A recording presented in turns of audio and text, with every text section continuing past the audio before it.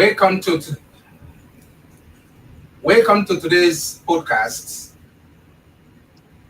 We want to welcome all of our viewers around the world, and of course, today we have our special guest. Special guest today will be standby, and then of course, this is TD StudioHub. We're broadcasting live from our studio. Of course, today we have very important topic, which you never saw this coming. A true life story from our guest who is going to be speaking today. Inspire you and then make you to understand the real life story, not make up story. It's going to be real life. Okay, so stand, relax, and enjoy the podcast today. And let me first and foremost introduce our special guest. His name is Honorable Vincent Gozie Achi-Mobosi. Vincent Gozie is a very dear person whom I have come to know for decades. So he's one of the reliable, one of the trusted, and anytime I want to do something very important, I will call him.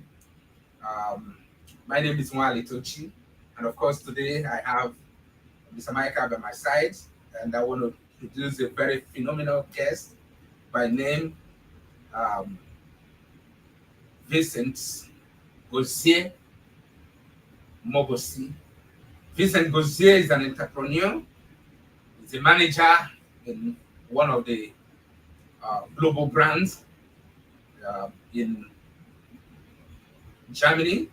He's a philanthropist, and he has over 20 years of international experience. He has lived in Qatar. He has lived also in Dubai, and now he's residing in Germany with his family, beloved family. Welcome, Mr. Gozie. We are delighted to have you. And of course, by my left, my co-host, Mr. Michael, over to you. Thank you very much, Yes. my host. So, welcome, Honorable today. We are so excited to have to this conversation with you as one of the pioneer guests that we've been having on our studio. So, one thing that interests me about Honorable Gozie is the fact that he's a great entrepreneur, and he has built companies in Nigeria, worked across multiple countries like Qatar, Dubai, and Germany, and already served as a site manager in the leading European hotels brands like Novotel, Ibis, and Budget Hotel. So it's good to have you with us, Honorable Gozie. You're welcome. Thank you. Fantastic. Fantastic. Before we go ahead, uh, Honorable Gozie, can you introduce yourself more to those who are listening right now? Your fans, of course, your followers, your families, your business associates, colleagues at work. Maybe that will also give them, those who are watching us live today, and those going through a lot of stuff in life, they could be able to inspire by your story. So we want to start first by introducing yourself, sir. Thank you. All right. I hope you can hear me clearly. Sure. There is Okay. I'm sorry. I'm a little bit busy, but I just have to give you this attention because it's a privilege to be with you guys today, and I'm very happy to be with you. And I love what you guys are doing. First of all, to my special shout out to my special friend, Friday Wally, we've known for so many years now. Thank you, sir. We started for very long time, over 20 years, if I'm not mistaken. Sure. So, personally, my name is Gozie Vincent Achi-Mobosi, and I am I'm a philanthropist. That's the first thing because that is where God has used to raise me. Secondly, I studied computer science, BSc computer science, and I have my doctorate degree, and I've worked in different organizations, and I've have a lot of companies under my disposal. I've lived my life all over the world. He mentioned few, but he doesn't know I've gone beyond that. I think I started my journey from Nigeria. Came from a very humble background, but my background is like my parents love education and they strive for all of us to be educated.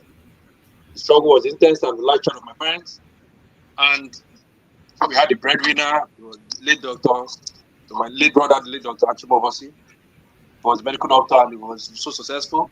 And we thought we have gotten somebody like a king in the house. And suddenly, 2nd of August was one of the worst days of our life. He died.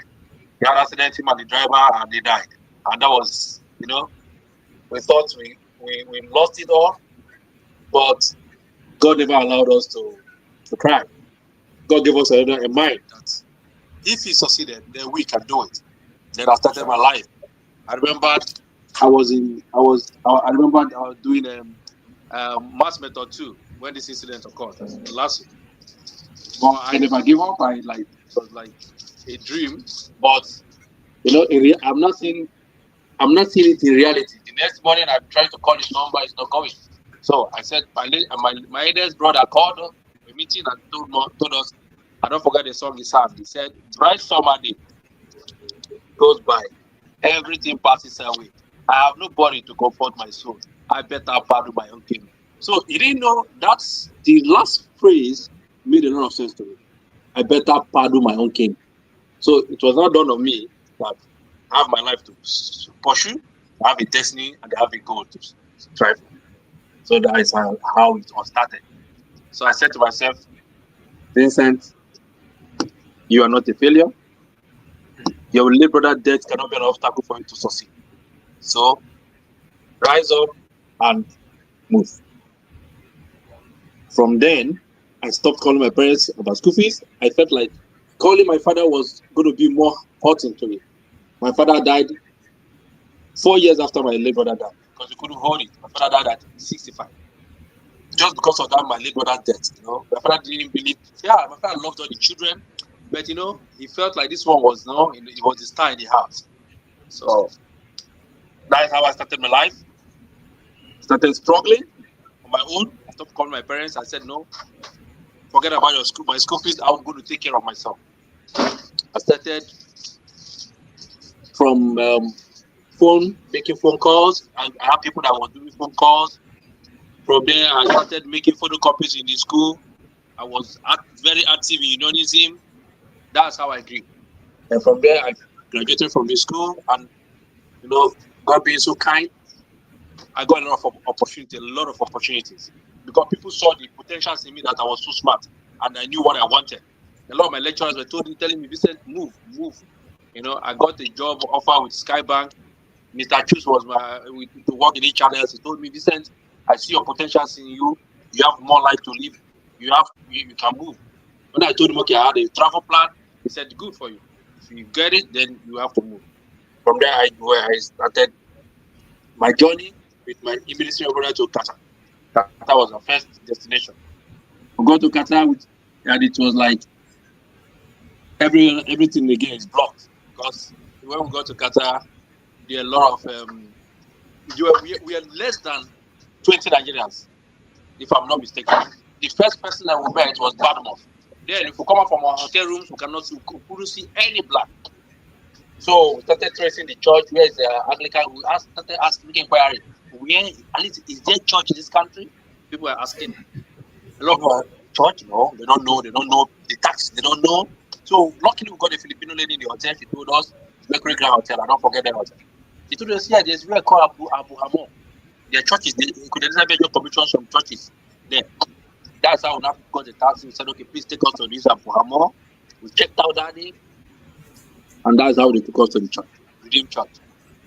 We got there, and God used two young men, Yomi and I have to remember that, but I remember one is Yomi and Sake. Yeah, that's what they call it, Shege. Two of them told us, young men, there are a lot of Nigerians here, and you guys are coming with the wrong visa. This visa is not going to be easy for you guys, but let's try. said, let's try. Sorry. And that is how the struggles continued, and they found a place for us to lay our head first. Because then, if you accommodate somebody without a resident visa, you are in trouble too. So nobody was willing to accommodate us. We started from there again. Somebody reached his document, registered us, got us a house in where they call industrial area. Like a dead zone. Like when we are living in Lagos, we said we are going to a jugular. We are forgotten people. But this zeal in us, the spirit in us said no. In this country, we will make it. Though the document was a problem. But God being God, one thing I always tell people, God is the ultimate. That's Really, right. when I see myself as a man God has helped. I'm not seeing myself like I did it on my own. I see myself as His God that gave me a chance and wanted me to be a testimony to my generation. If you want to see a man God has been faithful to, if you want to see a man God has shown mercy, I am that man God has shown mercy. That is my story. I always tell anybody when it comes to, because nobody believes in people like us. Nobody believes. But then from there, we started. Lo and behold, God used the one. The next Sunday, they took us to one. They said there's one man. Pastor Marvelous Machi. That's his name. I think for the state. That if we meet that man was not there. Luckily, we ran into the man. He took us to his sponsor. It was a lot of stories. Luckily, the sponsor instantly changed our visa status. That is how we got residence. It was like we are the first, if not mistaken, because then we are very few. We know ourselves in Qatar. We are not up to 50, up to 20 when we came in. Then when I'm telling this story, we are not up to 50.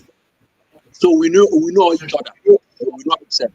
So luckily, the man just liked me and my brother. He gave us the residence. That was the story. That was the game changer. In this life, you need two things. You need God and a man. Who hates you, according to Dr. Selma, who hates you does not matter, but who likes you. God's the people that helped us, and that was how the story changed. My brother got a teaching job with the change child. We were teaching the change child 2 hours, we were paying him in dollars. Then me, I was very strategic. Another thing in life, know what you want. Don't go for everything. Know your choice. Know your preference. Know your passion. It's very important. Luckily for me, I got my brother. I was people are like, oh, these guys are not hesitating, but we kept root. We didn't want to disclose what was going on that God has kept us. I wanted to show them the evidence. Suddenly, within 1 month, my brother was still teaching, so he was very good. He was making a lot of money, so I was very strategic. So when we started opening up, people said, take any job. I said no. I did what I wanted. When I wanted to get a job, I got 3 jobs at the same time. I got Qatar Airways, consulting for company, and one travel agency. I got 3 jobs. I stayed like almost 4 or 5 months without working, but I was very strategic. I was studying, doing a lot of online courses. Then when I got a job, from there it became a matter of choice. Yeah. I prayed and God told me, go to hospital for company. When I got to the company again, I was the first Christian, because it was a Muslim, so we were in a Muslim country then, and everything was, Islam. We used to pray in the hall. They never knew I was a Christian. It was because of me they stopped praying in the hall. God being kind, I was employed as marketing executive. I didn't know what happened. Something just came into my memory. Instead of going to marketing, why are you going to companies, going to share whatever brochure or whatever? Why can't you sit down and ask for all the company, because there's a book called Mahaba. You can get all the company details, all the company's details. That's how I got the company details, and I sent email to them. Within 2 months, I got my salary for the next 5 years. So it was like, stop working, just work from home. I got stores, I got businesses. So that was the rise. That was how I started rising. And now, they made me marketing manager. American man, they said, no, the marketing manager went on holiday. They needed a new marketing manager, and there were some financial issues he did. I don't know. They said, we need a new marketing manager. Who are they going to nominate? I'm just like less than 5 months in the company. And people have been there 5 years, 10 years, 12 years, And I was just a young man. Then they said, no, this tent is it's new, but look at it. We believe the management said the most important thing that we're talking about delivery. Mr. Jad said he's delivering, so give it to him. And that was how they made him marketing manager. But that was the day I started having more enemies. At work, Nizar was one of my colleagues. We are too close. Keep this with me, and I don't have access to it. They're so close. Because two of us were marketing executive together. We're always going to marketing issues. Suddenly it became my sworn enemy. He told me in the meeting I will never report to Nizar. But I didn't do anything to him. Just that I got a position. And me, I was still young. I didn't know what to do. And I said, okay, don't report to me, no problem. Then they fought me. And that is how, within 2 years, I lost it. I made a lot of money, and I was forced to resign. So they forced my American boss to the sack team. There were a lot of manipulation. Then me, they asked me I have to resign. I was forced to resign. I was here to start. What for? Nothing. Just they don't want to. But my father keep telling me, once you're light, anywhere you come in, you only shine. I said, don't fight for anything. I left it, and I started again afresh. I started in tax. I have a long story. From being a marketing executive. Yeah, want to say something? No, we're listening to you. From a marketing executive, now we're a taxi man. It was easy. I had a lot of people. Then I started dreaming about things. I started having this insight about what to do in Qatar. My brain was open, but when I lost the job, it was solid. So I lost. They gave me a car, official car, the driver. I lost everything. Even the car they gave me for me to pay, I lost everything. Started from zero again. I started in taxi. During the process of being taxi, that's how I stumbled onto somebody, and he just introduced me. Because being nice is good, and being very generous is good. I'm just telling you the truth. People should learn to be generous. One of the small boys, and don't commonize anybody. Anybody can help you. One of the boys I helped, he was just a plumber. He's the one that connected me to rubber engineering. Told the man, this guy is very good. The man and he took me to the man, and because the man liked him, he was very hard working Nigerian. That's how Joshua is his name. He's in Canada now. That's how he said, no, sir, this guy. The man just saw me and liked me. The same day, the man gave me a jeep. And made me his personal assistant. Now, that was when, and urban engineering, that was when I started having interest in construction. Normally, I was supposed to be in the office, but I always sneak out to go to the site. I was learning what they call the toolbox. I started reading. I started doing safety courses. I started learning. I did OSHA. I did IOSH. I started learning about safety. I started learning about gypsum board ties, what they call it, square meter. So when I come to say, always call me engineer, I am engineer. No, I wasn't an engineer, but because of the quest for it, that is how I moved. I started learning about construction. So that gave birth to why I'm giving this line of story. What gave birth to significant international trading? Significant trading international. So now, from there, I started learning so many things about construction. Then again, from there, I started having this vision of opening mind. So a day in a dream, God brought significance. The dream was just significance to me. He said, this is the name above you. This is a signature I'm going to give to your name. So that is how I woke up from the dream and I wrote it down. Significant. What will happen to significant? I don't know. That is how I dream of coming to existence. So from there, I was how I started the dream and I opened significant trading. From there, I failed again. Because you cannot have you need a sponsor to open a company.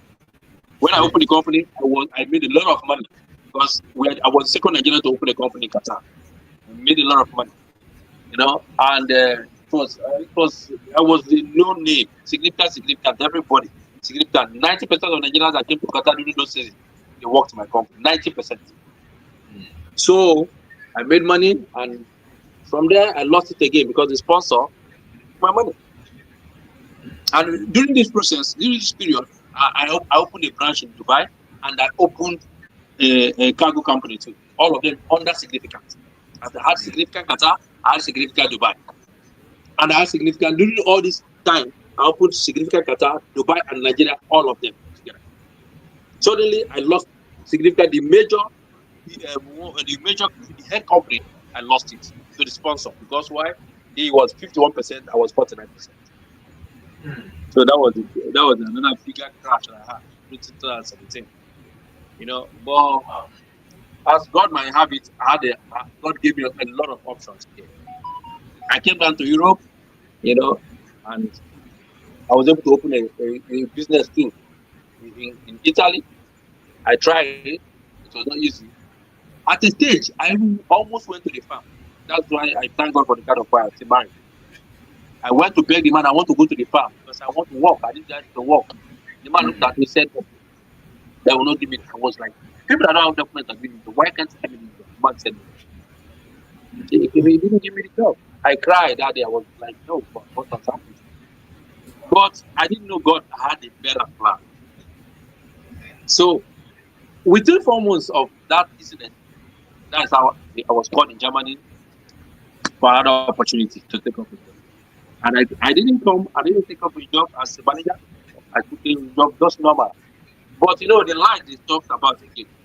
Within 6 months, I was picked by my boss. That was how. Within 6 months, I became assistant supervisor. That's 1 year I became a supervisor. Within 2 years, I became assistant manager. Within 3 years, I became manager. Within the 6 years, I became senior manager. That's how God can do his thing. And so I like to share my story to inspire the younger ones.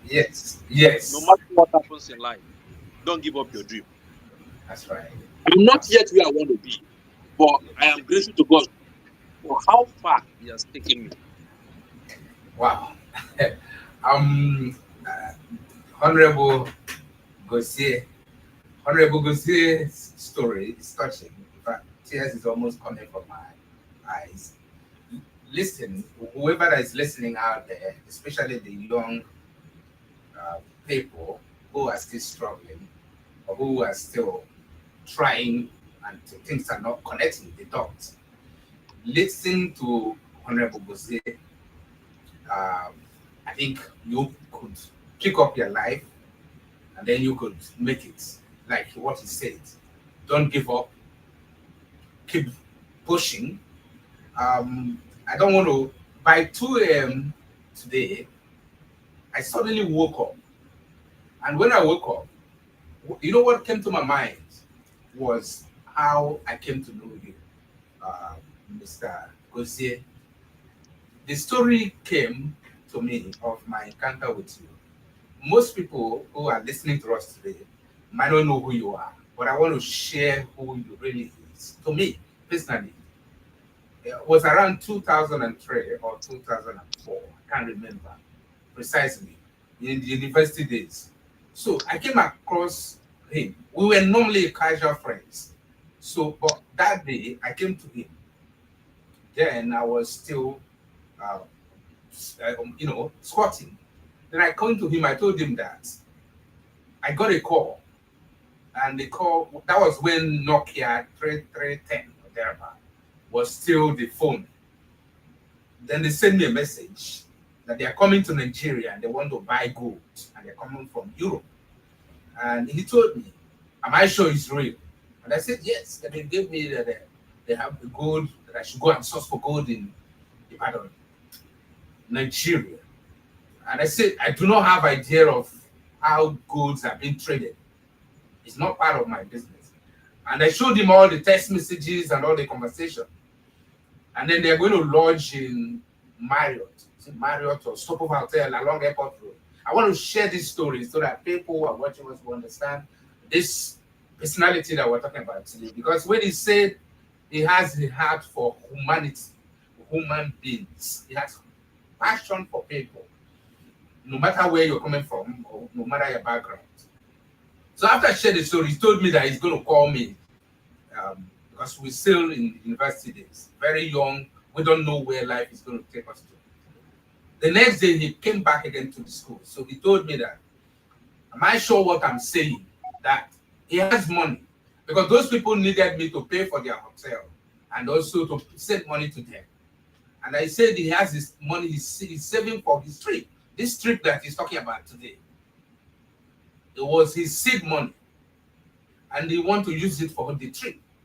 And he don't want to put this money.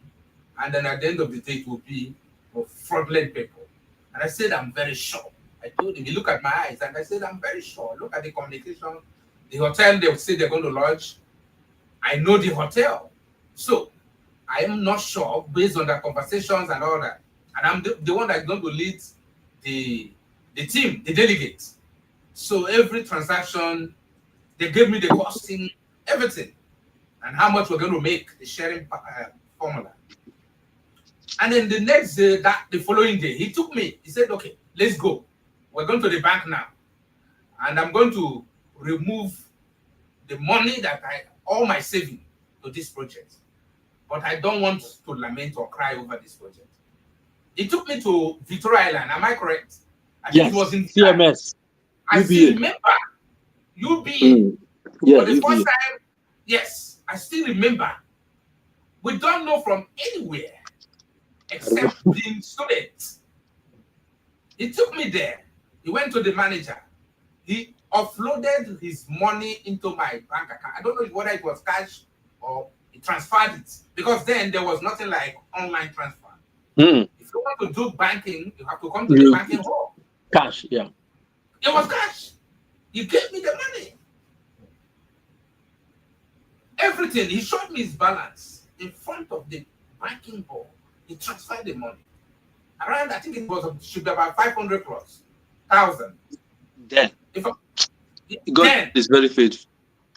Then, now it should be about maybe 50 million because then Naira to Naira was 80 something. 80 something. I don't think it was up to 100. Exactly. So he transferred the money into my account or gave me the cash. I took the cash to the people. We prayed because he's a faithful man, very humble, who's committed and a devout man. So we prayed over it and we left. I took that money to Ibadan. I handed the money to them. And then they told me that they're going to take me to where the gold is being manufactured in Ibadan. And then, of course, I noticed one thing that happened is they took me to the site. But the site has been a Maribond site where gold is manufactured in Ibadan. It was a federal government Maribond gold mining site. So I slept in one room in Ibadan. And then after that, when I realized this people's phone, the following day, the phone got switched off. And then I have to come back to Lagos. And then I went to him. I told him that these people have taken that money. That they are fraudulent people. They could not answer my phone. The next time when I arrived in Lagos, I called them. They told me that they are watching me, that they are in Lagos already, that I should not call that number again. I cried like a baby. I came back to him the following day. I told him he was literally devastated. I can see tears coming from his eyes. He said, that is the money I plan to travel with. Wow. That is the money I gave you. You have finished my life. He said, no, what? You have finished my life. That was what he said. I'm going to start afresh again. He left me. Immediately he left me. And I felt like giving up on committing suicide. When I talk about Vincent, I realized how life could be. When he went to, we lost contact completely. Because anytime he remembered me, he remembered what I did. So we lost contact. But when he went to Qatar, he finally told me, one day he called me that he's already in Qatar. That everything that happened, we should leave it one side. That he will call me back again. He don't want to talk about it. And he said he will call me back, but he's picking up his life back. Anybody watching us today, this man has touched my life, and he has sacrificed his saving for my life. So when I started this podcast with my co-host Michael, I told him that I'm going to call Mr. Gozie Vincent Achi-Mobosi to speak on this podcast. And I can read how you lost your dad and then to your brother. And then I did not realize that what you're going through, when you saved money and you gave me the money, you sacrificed everything. I want to say thank you for the sacrifice. We've not given up. We will not give up. We will continue to push. And I know it's not yet over, but I know that you're a multi-billionaire in the making. One day, we will all sit down with our families and then we'll share the story of our life, of how we started together. And then today, those who are watching, this is the man to be. I know that one day he will be among the people, the first to reckon in Nigeria, because he started his life in Nigeria. He had built some businesses in Nigeria. He moved to Qatar. He also started significant trading. And today, as we're speaking, we're going to be talking about that.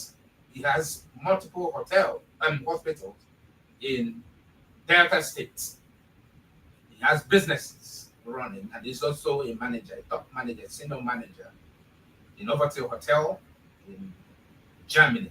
So the life the picture, the story, true life story you have shared to us, I've said so the tone of the conversation, because today's conversation is all about true life story that will inspire this generation, that will inspire our audience, your fans, who might not know you, those who have benefited from your philanthropy projects. And then, of course, you have shared the reality, the idea, how it all started, how you and your siblings managed to overcome the debt. May the soul of your dad rest in peace, and of course, your brother. Amen. We pray that you will represent the name. Of course, you're doing that. So I want to, what's the bigger challenge being a founder and a CEO in Nigeria, and also working as a manager? What are the challenges to face? Basically, the first major point is, I use this word in capital letter, sincerity. This is what we lack basically in Africa. If you work with a white man, the first thing he will want to do is to raise your company to be associated. He will raise your company to be associated with you, that your success, him, is part of your success. Right. But in Nigeria, majority 99.9, they want to use your company to open theirs. That's the problem. A lot of people are very insincere, and that is the biggest challenge.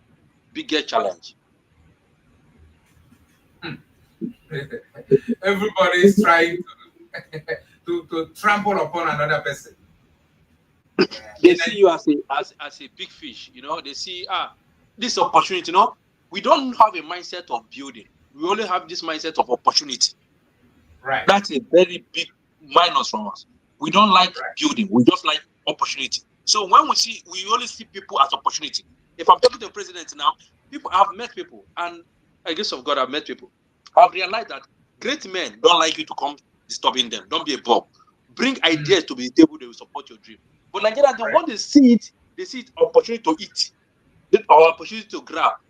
I'm sorry to say, it's a real fact. That's why Africa is not growing. The day we start learning that if I'm working for somebody and it's paying me my salary, I should be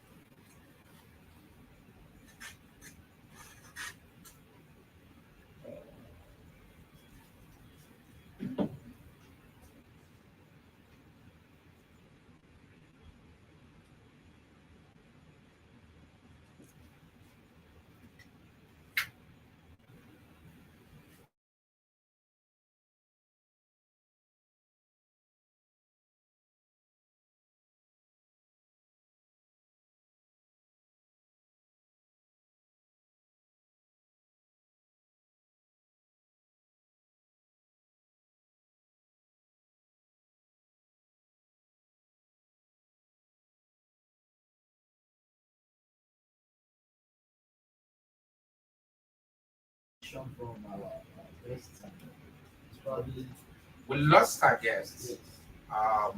yes. Please stay tuned. We lost our guest, so we maybe on his own side we'll be back.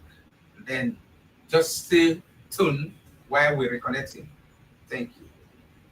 You know, the story he's sharing is very inspiring Very and touching story.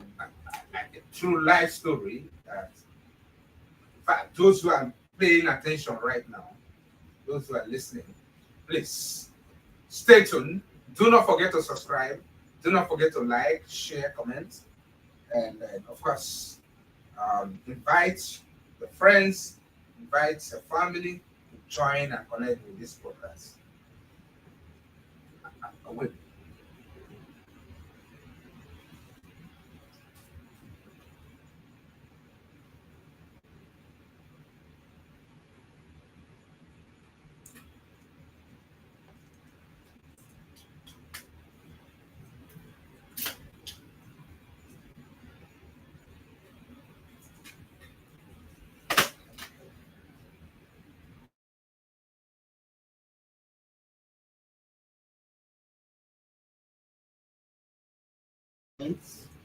As our guest is solving the technical issue from this side. This story has been very touching, Very inspiring. inspiring One of the story. Yeah. But it's something a story that needs to be written on as a book to motivate our youths and other business owners and other people that has passion to be successful Yes. in life. So it has been a great life journey for the doctor. It's a and even the connection with Mr. Wandi and it's such a touching story. I personally am hearing this for the very first time, and it's really touching me. Yes. But I know some things about you that you shared with me personally. I heard about how you were duped, but I never knew it was attached to you. I'm just hearing the full story today, so Yes. I'm also inspired, and I can really tell you that this is in fact, it's a very good experience. Absolutely. It's true story. I mean, sometimes when you see people moving, you come across people, you don't know their life, the background, you don't know what they have been to. You just see them for the first time. Yes. So the story of life, that 2 a.m., it came to me, and it was not part of what I wanted to discuss about. Yes. But something said, do you forgot the story of how you got to know Honorable? Did you realize what he did? I was shocked. I could not sleep for like 1 hour thinking about the whole storyline. And somebody took me to the bank. He offloaded his money. I plan to. Without any condition, no agreement, no contract, no nothing. He said, I believed your story. And I know if it worked well for you, it will work well for me. And I believe you are somebody who is focused. And I've watched you.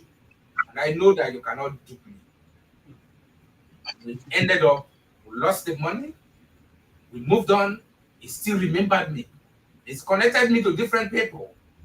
Anybody that calls for anything that has to do with my service, he will say, meet him. Meet him. That's it. Nothing. I've never one day given him anything. Whenever I want to discuss it, he will say, leave it. Don't go worry about it. God has the reason for those things. That is Mr. Vincent for you. He's very passionate, very compassionate, very godly man. So any one of you, probably whom he has touched life, please touch your life. Please leave a comment. Share the story of Mr. Vincent. Let them hear that there are still good people in Nigeria. Let them know that all Nigerians are not crook. Not all Nigerians are dubious. He has influenced lives. he has touched lives and he's still touching lives. Please, I leave to my co-host to take you on what do you have for him, because today he's a busy man. He's at work as we speak right now. So he just gave us this time so that people's life will be influenced positively. Those who are going through a lot of things will hear this story and trust God again. Over to you, Mr. Michael. Thank you very much, Dr. Gozie, for this inspiring life-changing story. And one thing is that I really want to buttress on what, because that story has been so inspiring and so touching. But, for this kind of person in this kind of 21st century, right, is very, very rare. Very. So, Absolutely very. I want to ask our special guest, this power of humanity, how do you kind of combine it with, your business success at the same time? You helping people and with your, business experience, combined. Yes. So how do you manage it both together? Right. Okay, all right. For me, it's first it's inbuilt. I think I took it from my mom. I remember as a child growing up, I don't forget. I grew up in a suburb, a place in a suburb, place in Asaba called Stadium. We're living opposite the stadium, number 374 Nebisi Road. So it's a very popular spot. Everybody in the evening, people always come to our house to come and eat. My mom, she's ready to sacrifice her own food for others. So I think I took that part from her. I have this passion for humanity. I can't see somebody. I can't have a billion and people around me are suffering. I think it's just mentality. I think another thing in the world is it's mentality issue. Because if you are rich, to me, what makes you a millionaire is making people around you millionaires. Correct. I don't want to be the only king among everyone. So that makes that's even anywhere I am, even learn from my lifetime. I try to give everybody equal opportunity to grow around me. That's right. So I think that balances it. That's how I think it just imbued. I want to see people grow. I want to see people succeed, and I want to see people even better than me. I don't have any competition in life. I don't like it. Yeah. Thank you very much, sir. So now let's move forward to your business in full, and I would want to know, you run a hospital, a maternity home, and a trading company. How do you manage all together? It's very tasking and demanding, but with the help of technology, most of the things I can see from my phone. Like the hospital, I can see what happened, the activities going on from my phone. I don't need to be there. And secondly, I have some good hands, but not all. I have some good hands that, in life, in business, as a businessman, one, the maternity, for example, and the hospital. I didn't open it for business purposes, for money making. No, it's just part of giving back to the society. These are the investment or the business, family business that I inherited from them. Like I inherited this passion, I inherited this love, I inherited this kind of zeal to help humanity. So I see it as this is a family business that I want to use to give back to the society. What is the name of that hospital, the maternity? The hospital is Significant International Hospital, and the maternity is Modern Maternity and Nursing Home. Yes, we're hearing some noise at the background. Okay, much better now. So, can you call the name of the hospital again and the location? Significant International Hospital. Right. Can you hear me? Sorry, call is coming. Yes, I know. We're taking much. Significant International Hospital, Asaba. It's number 16, number 16, Prince One Street, off DLA Asaba. Okay. All right. We have here Vicky. Where do you come from? Sorry. Come and say hello to your brother. Come to the. Stop.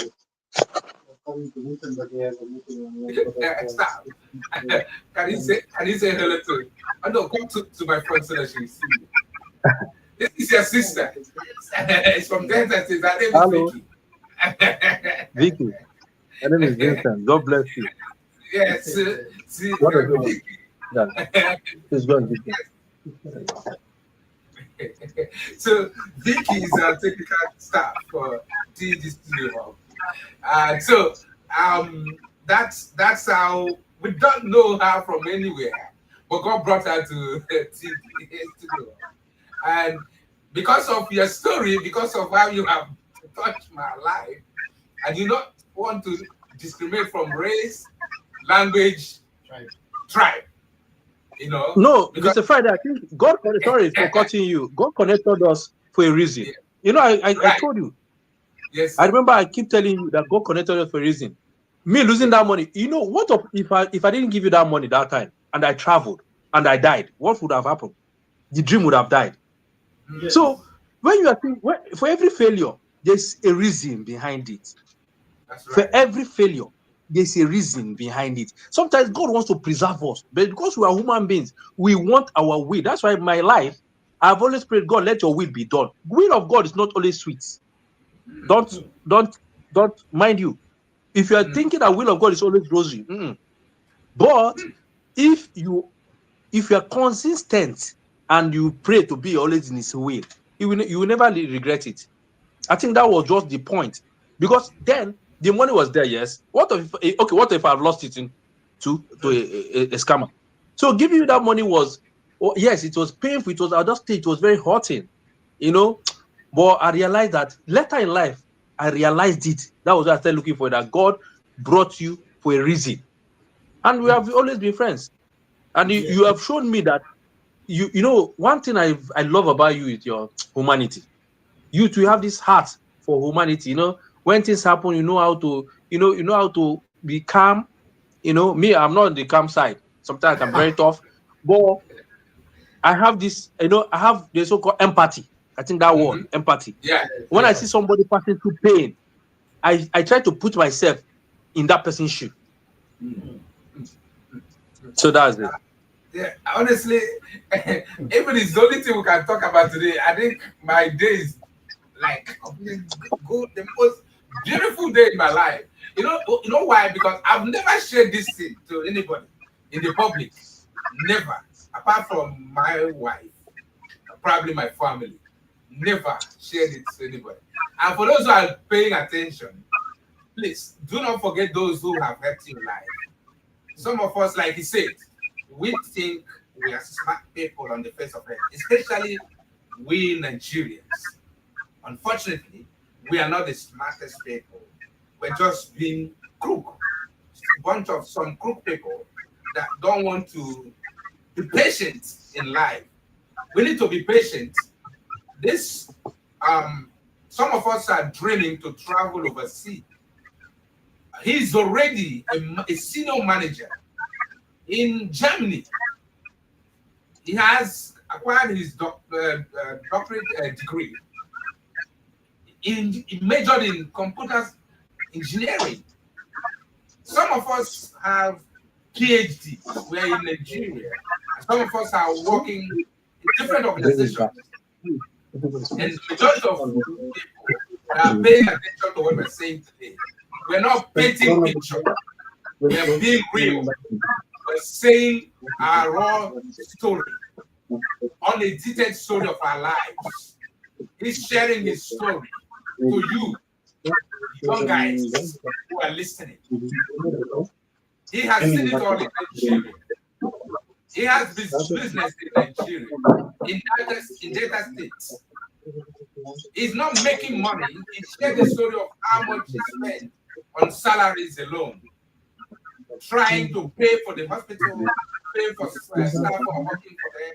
Sometimes they will have patient who has no money to pay for antenatal, or probably who needs some health challenges, or who are having health challenges, he will take care of them. So I know some of you are listening, he's at work, and that's why you're hearing some noise at the background.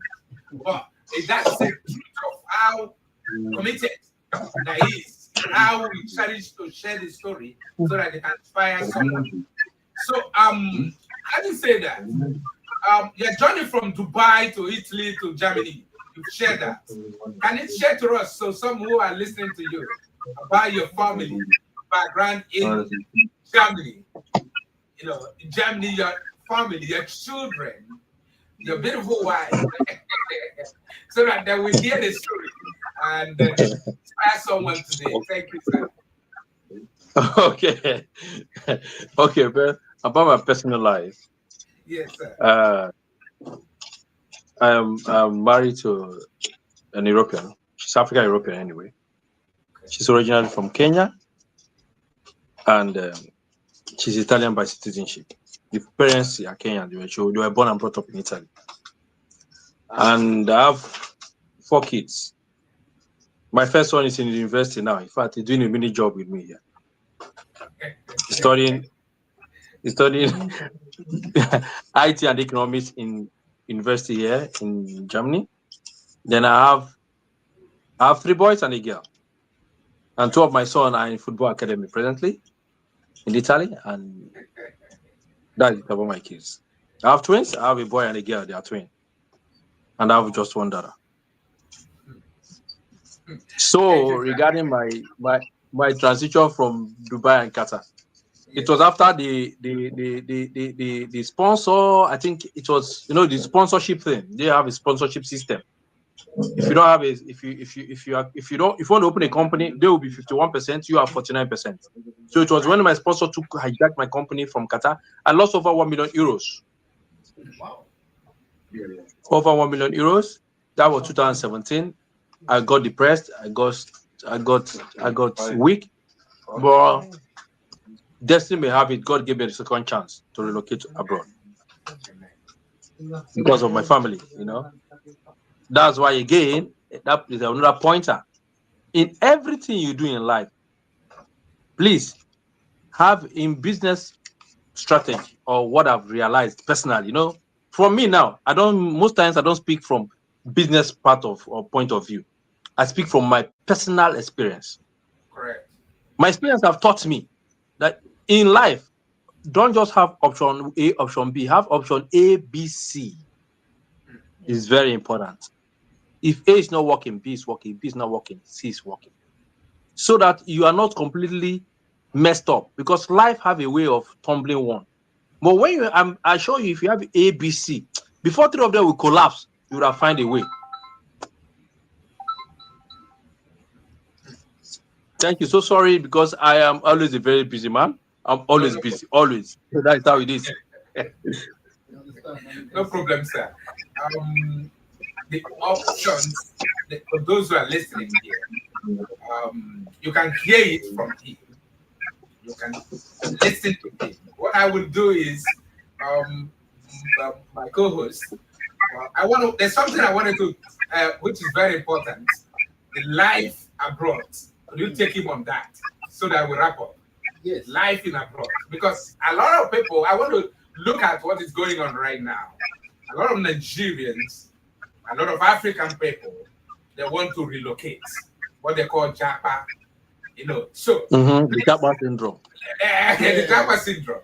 I want him to take you on that, because it's very, very important that they understand from the first-hand experience who is today a senior manager, the founder, and the philanthropist, to hear from you the advice you're going to give our people back home, those who are dreaming to relocate, or those already there, but they are confused. A lot of them have never traveled outside Nigeria's shore. They found themselves in Europe, they find themselves in Canada, they find themselves in the UK or USA, confused for the first time. That cultural shock, that environmental shock, everything strange to them. Please, over to you, Michael. Okay, thank you very much, my host. Dr. Gozie, thank you very much. Would you please share with us, the mindset, for a Nigerian that is, passionate of relocating to Europe? Yes. Okay. Relocation is very good. Why I said it's good is it's because especially for the singles.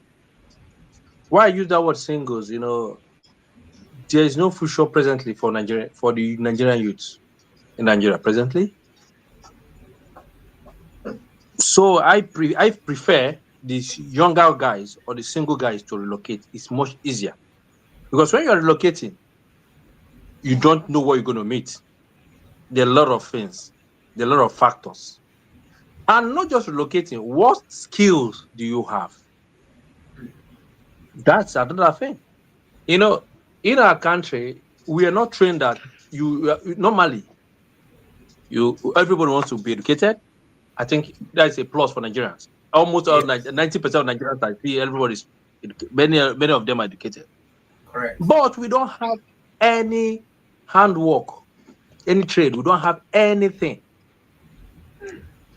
Normally, the handcraft or these craftsmen make much money than even a medical doctor. But for everybody wants to be medical doctor, a medical doctor, a lawyer, a engineer. Engineer in what? Do you know the practical aspect of it? So I think younger ones, they should learn a trade anyhow. Even though it's a mechanic, tailor, anything, just have a trade. You have something in your hand. So that when you land, you are not very messed up. A lot of people ask them, okay, now I've seen you. What should I do for you? They don't know nothing. They say, I don't know anything. No, life is not about anything. Define what you want. Exactly. If you say anything is anything. That's why a lot of them are frustrated. But if you have a craft, one, you can easily survive. Two, if you're coming with a visit visa, know that it's just for you to visit and go home. If this is because a lot of people believe that once I've gotten a visa, you just come abroad and it's the end. No. Then if you want to come and jabba, have a plan B as well. That when you come, you already know what to do. A lot of them don't plan themselves. They don't know what to do. They don't know the process. Integration is very important. Number three, don't come with a mindset that they pluck money from the tree. Nowhere. They don't pluck money anywhere. Mm-hmm. Another point, don't come with the mentality get rich quick. Mm-hmm. There's money abroad, but for you to get this money abroad, you have to integrate. That's the first point. A lot of the people are not ready to integrate. They just want to make this money. They just want to go into the system and start enjoying money. No, you must integrate, and that is what leads them to crimes. Mm-hmm. If you want to really make money, there's no place that is more that you can make money in more than that country called Nigeria. Nigeria is still a virgin land. Believe me, anywhere any day I quote it. You can make times billion money that you need in Nigeria than anywhere else in this world. We don't pay taxes. Nigeria is so. What makes you a millionaire? If you want to become a millionaire, target 1 million people. And Nigeria, we are over 200 million. Target 1 million people that you can take 1 naira from. You are a millionaire. Yeah. So if you can think, really, one day my son was asking me, Daddy, if you have been in Nigeria, I think by now I say yes, I would have been super rich. I know that. Friday, you know what I'm trying to say. Yeah. You know what I'm trying to say. Yeah, because for you to let me interrupt you. For you to have 500 and something, because that day I couldn't believe why you had that money in the first place. Because we're all students. Do you understand? We're all students. So what did he do to have that kind of money? Because I don't have it. Or he had it in his account. And he took me to the bank. First time I'm going to the bank. I took you to the bank. I went to the manager and I said, the manager, yes, exactly. I don't forget that day. I remember. Yes, he said you should transfer this money. And they transferred the money. They were looking at him like like a big man because I was a big man. So I've always been an entrepreneur. It's yes, he has been always. He has been always. I'm telling you, my son asked me that question one time we came to Nigeria. I told him, yeah, I would have been super rich. And Exactly. believe me, God knows, really, Nigeria is a virgin land. There's money in that country. But the youth, they want easy way. And easy That's for right. me, I just told you now, I was a student. Look at how I got that money, Mr. Friday. I was doing phone call, phone call. I was doing phone call. I had a MTN line. I paid for it. They were doing phone call. I was making photocopies in the school.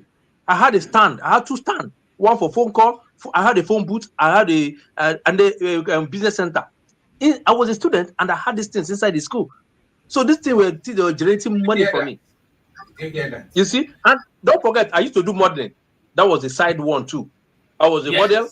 I was doing TV, billboards. I was doing all those adverts. Those adverts too were part of the money I was making. And I was doing. If I see a fine girl, I say, "Let me snap a picture." Guess always, I snap a picture. I take 100 naira. I take your 200. Guess like pictures. So I had multiple streams of income. Correct. Yeah. Did you hear that? I've never asked him this question though. I'm so happy that we have this. I was paying meeting. I was doing a contribution with Ifanyaba. I was doing a contribution. It was in Ladipo. They were doing Ladipo. Then, as of then, 10,000 every month with them. 10,000 every month. I was doing two in that meeting. Two. I was doing two inside the meeting. And I was in the university. I do not know all of these things. All I know that you see now, a lot of us were in school. We were just go to school and go home. You see all those times you're seeing me moving up and down in school, not sitting down in one place. I was coordinating business. He doesn't have time to talk too long. Once I told him, he said, I don't want to hear the detail. Don't worry, I'll get back to it tomorrow. He just left me. This thing is, we will come back again. Don't worry. No, I'm telling you, like I keep begging my son. I said, don't just go to school.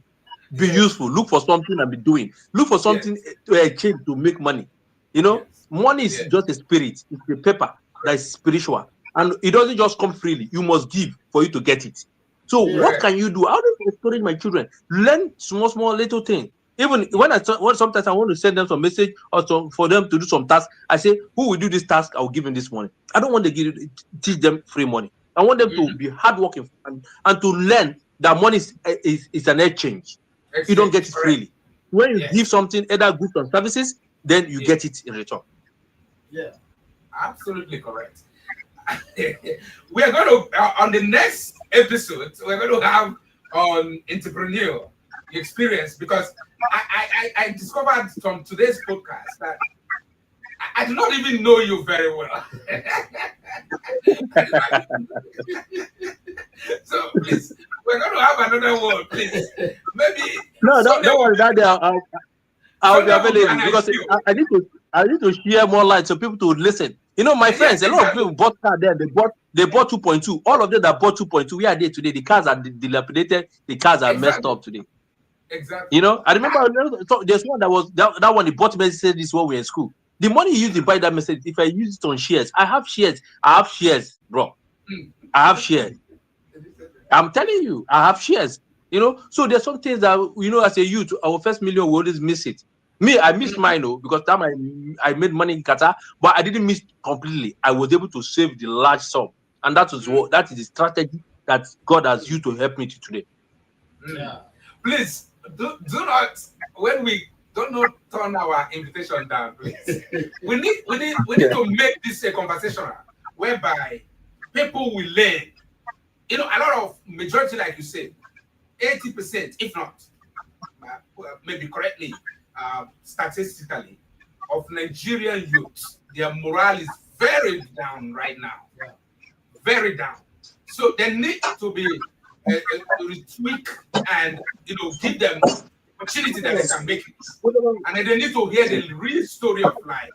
And they need somebody to direct them, to give them a kind of lead that they need right now. The whole thing, the whole system has been bastardized by bad leaders. But I know that what we are doing right now, some of them who are watching it they will have redesigned their mindsets and believe that they can start all over again. And I want to thank you, sir, for this opportunity. So the next episode, we're going to be focusing on entrepreneur and then more stories, practical life stories that will help our audience and, of course, your followers and listeners. I know some of them might have connected or tuned in. We want to thank you and appreciate you, Honorable Dr. Gozie Vincent Achi-Mobosi. We want to thank you and your family, your children, your twin.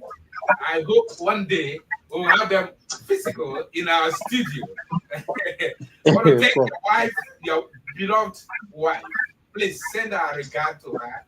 And also your colleagues at work. Please, I want to thank you for this time. We really cherish it and we do not take it for granted. For our viewers around the world, I want to thank you so much for watching. Please do not forget to subscribe. Do not forget to like, to share, comment. This is a life-changing story from the philanthropist, founder, and the senior manager in Germany. Thank you and do have a great day. Thank you. Thank you and God bless. Have a great day. Thank you. Bye.